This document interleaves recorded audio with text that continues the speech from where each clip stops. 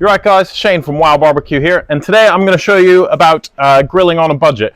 One of the really big setbacks a lot of people can get with barbecue is it gets quite expensive, especially to feed a crowd. So today I'm going to show you a very economical barbecued meatloaf recipe. Now, I know meatloaf is something, it's not as popular in the UK, but I grew up in the States and it's a staple over there as much as shepherd's pie or roast chicken is here.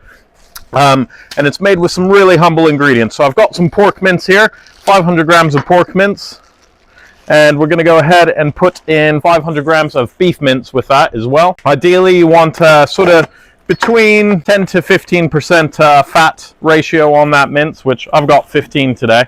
If you go too lean, it can become quite dry and mealy.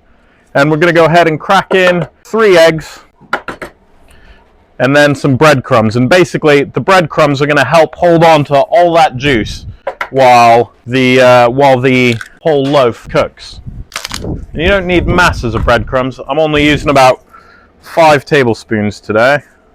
1, 2, 3, 4, 5. And we can set that there for a minute, and next we're going to go ahead and build our rub. So you can go ahead and just use a standard barbecue rub, but I'm going to go ahead and show you how to make a fantastic basic rub, and then later I'm going to show you how to turn that into a sauce that we're going to glaze this with at the end. So we're going to go ahead and start with an SPG rub, which I've got some salt down here. And SPG is 2 parts salt,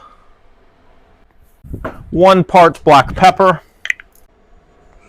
and then 2 parts garlic granules. And that is your most basic barbecue rub you can get. If you got a really nice cut of steak or a brisket or something like that, that'll do. You don't need anything more than that.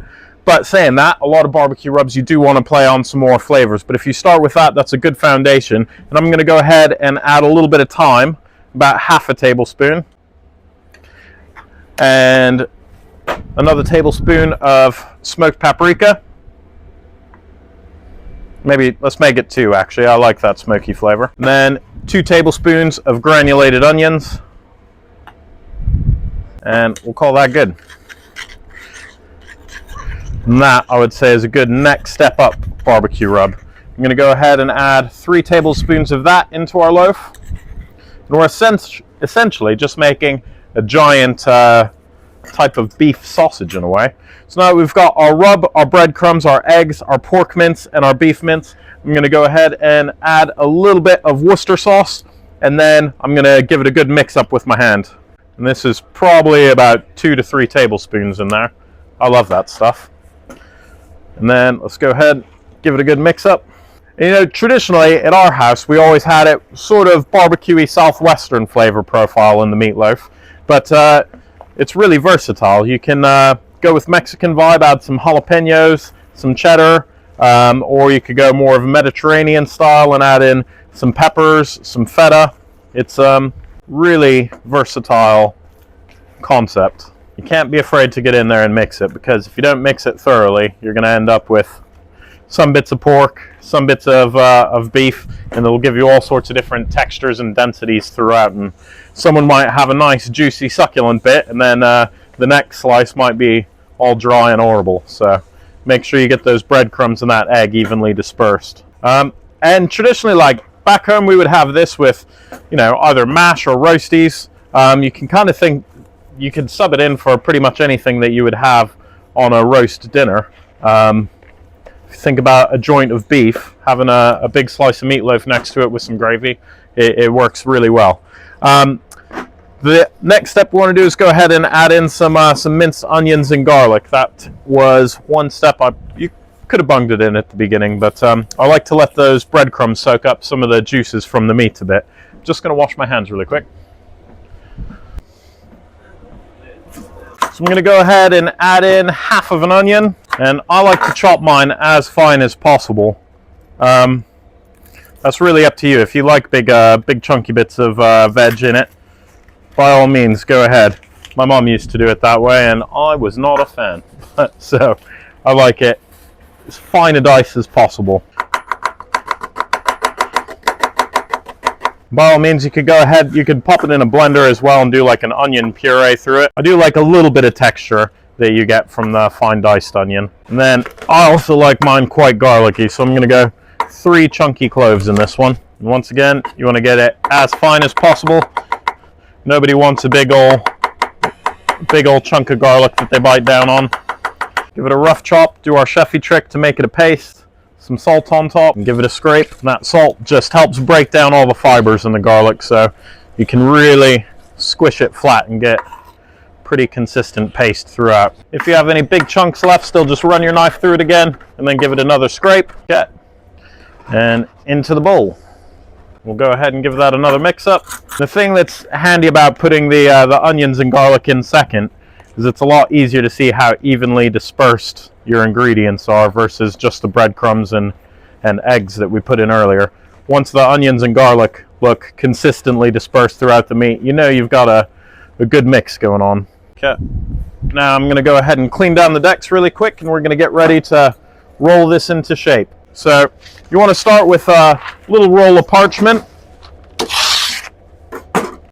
and we're just going to go ahead and get 1 pack of bacon, and this is going to act almost like a sausage skin for our meatloaf. So you take 1 strip and you kind of just slightly offset them from each other like that.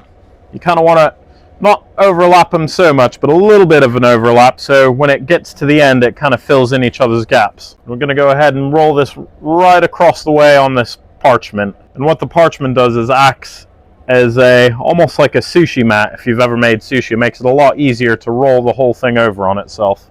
If you have a few little gaps, it's not the end of the world. It's not like the meat's gonna drip out of it or anything like that, but this just helps keep it all in shape so it holds together while it's cooking. So a bit like I mentioned sushi a second ago, a bit like if you've ever seen a sushi chef roll theirs, they kind of start with the roll slightly closer to them, which you'll see why when I roll it up in a second. You don't want to do it in the middle. It won't join together properly.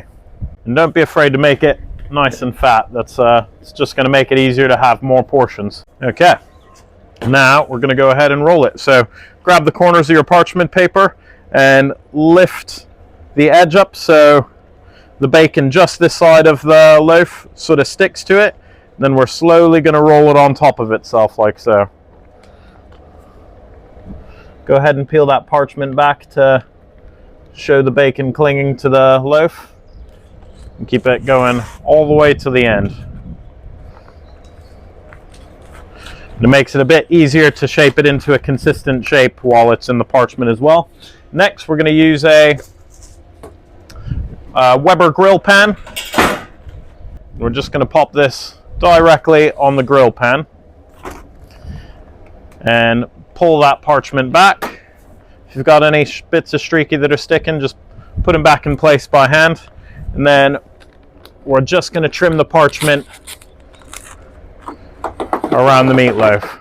You still want a little strip on the bottom because that's going to stop it sticking to the grill pan. At this point, you can go ahead and leave it to rest. Ideally, I would do this the night before and leave it in the fridge overnight. That way, all the seasonings and flavors and everything will blend together a little bit better. So I'm going to go ahead and drop the temperature down now to 180 degrees, which is ideal for a meatloaf. We'll bang it in. Okay guys, and while our meatloaf is smoking in the Searwood, we're going to go ahead and knock up a quick barbecue sauce. Now, barbecue sauce is something that's super simple. Obviously, if you've got a favorite shop-bought one, by all means, go ahead and use that. But we still have quite a bit of rub left, and you know, it's fun to do DIY sauce. So I'm going to start with 2 heaped tablespoons of Dijon mustard, and then 1 of ketchup. Let's make it 2.